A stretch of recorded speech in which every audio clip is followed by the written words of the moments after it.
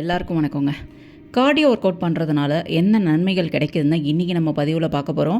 So நார்மலாக இப்போ cardio work out அப்படின்னு எடுத்துக்கிட்டோம்னா வேகமாக நடக்கிறது, ஜாகிங் பண்ணுறது, ஸ்விம்மிங் பண்ணுறது, சைக்கிளிங், இல்லை டென்னிஸ் விளாடுறது, இல்லை ஷட்டில் கார்க் விளாடுறது, இல்லை ஏரோபிக்ஸ் பண்ணுறது, இது எல்லாமே கார்டியோ ஒர்க் அவுட்டில் தான் வரும். அதாவது கார்டியோ எக்ஸசைஸ் அப்படின்னு கூட சொல்லலாம்.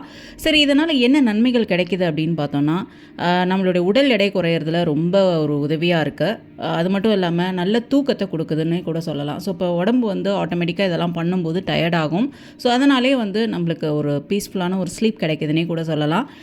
டயபெட்டிஸ் உள்ளவங்க, இல்லை எனக்கு டயபெட்டிஸ் வரக்கூடாதுன்னு நினைக்கிறவங்க, அதை ப்ரிவெண்ட் பண்ணணும்னு நினைக்கிறவங்கலாம் வந்து தாராளமாக இந்த கார்டியோ ஒர்க் அவுட்ஸை பண்ணலாம்.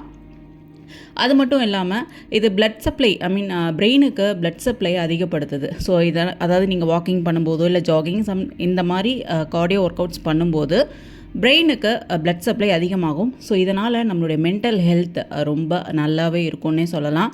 ஹார்ட்டுக்கு ரொம்ப ரொம்ப நல்லது. ஹார்ட் ப்ராப்ளம் உள்ளவங்க, முக்கியமாக இந்த பால்பிட்டேஷன், இந்த அரித்மியா அப்படின்ற பிரச்சனையில் பாதிக்கப்பட்டவங்க, அவங்கெல்லாம் வந்து வாக்கிங் போகிறது ரொம்ப ரொம்ப ரொம்ப நல்லதுங்க.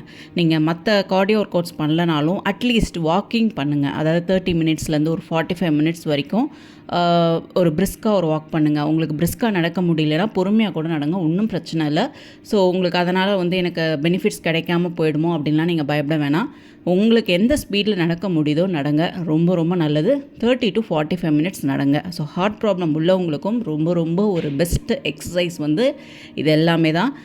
மூட்டு வலி உள்ளவங்க வந்து இந்த ஜாகிங் பண்ணுறது, சைக்கிளிங்லாம் பண்ண முடியாது. ஸோ அந்த மாதிரி உள்ளவங்களும் வந்து ஒரு 30 நிமிஷத்துலேருந்து 40 நிமிஷத்துக்கு தாராளமாக நடங்க. உங்களுக்கு எந்த ஸ்பீடில் நடக்க முடியுதோ நடங்க.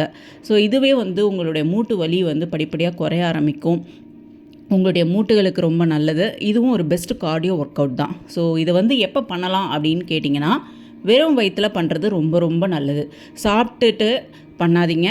அதே மாதிரி அதாவது இப்போ ஸ்நாக்ஸ்லாம் சாப்பிட்றீங்கன்னா ஒரு 1 hour கேப் விட்டு அதுக்கப்புறம் செய்ய ஆரம்பிங்க.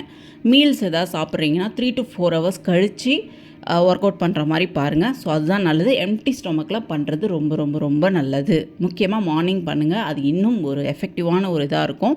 ஸோ இதை முடிஞ்சால் இதோடு நீங்கள் வந்து ஸ்ட்ரென்தனிங் எக்ஸசைஸ் பண்ணலாம். அதாவது மைல்டாக பண்ணலாம். ஸ்ட்ரென்தனிங் பண்ணிங்க அப்படின்னா உங்களுடைய மசில்ஸ், போன்ஸ் இது எல்லாமே உங்களுக்கு ரொம்ப ஆரோக்கியமாக இருக்கும், ரொம்ப ஸ்ட்ராங்காகவும் இருக்கும்.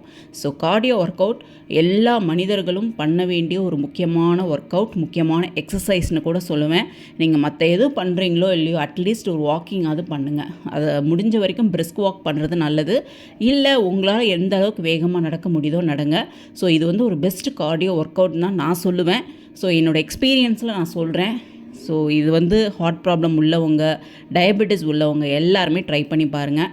நல்லாவே உங்களுக்கு ஒரு ரிசல்ட் தெரியும்னு தான் சொல்லணும். ஓகே வாஸ், நான் போட்ட இந்த வீடியோ கண்டிப்பாக உங்களுக்கு ரொம்ப யூஸ்ஃபுல்லாக இருக்கும். அடுத்து ஒரு நல்ல வீடியோவில் சந்திக்கிறேன். தேங்க்யூ.